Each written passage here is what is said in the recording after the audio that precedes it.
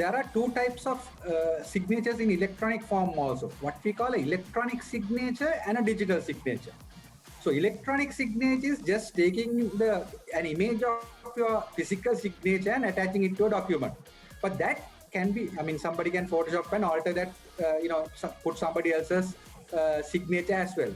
But in a digital signature, what we do something called digital signing. And what actually happens is, if somebody alters it after you put the signature, because of the technology and the encryption mechanism that's built in, the signature itself becomes invalid.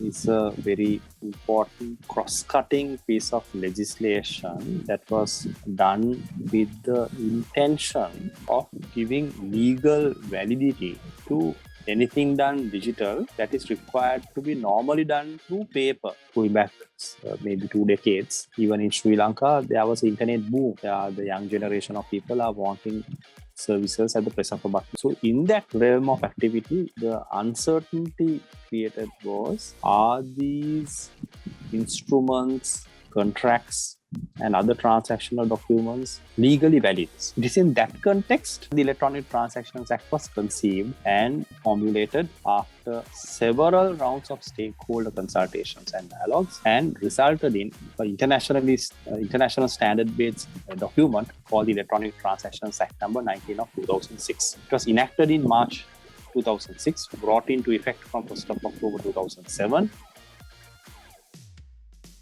Other form, the more advanced form of digital signing would require a piece of software to be obtained from one of what we call a certification service provider, a CSP, after the CSP has verified who you are. So that verification of who you are is a very important facet that would give authenticity to the digital signature that is issued by the CSP to you or your company to digitally sign a transaction.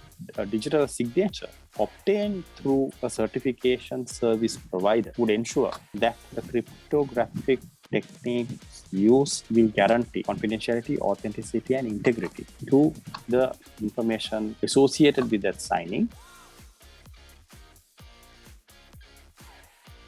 Starting with Sri Lanka Customs, so many other departments wanting to use this because there's so much paperwork that happens inter-department and so on. So actually the saving that the country gets is massive, right? I saw millions and millions of rupees being spent to import paper, right, to the country. And since now we are in a foreign exchange crunch, if people move to digital signatures, there's going to be a huge savings in terms of cost saving, as well as obviously the efficiency. Physical documents have to be couriered or sent through post, or there are lots of inherent inefficiencies in a physical document, whereas a digital, either you can simply email or get into a workflow or some sort of a electronic mechanism to send it to the intended receiver.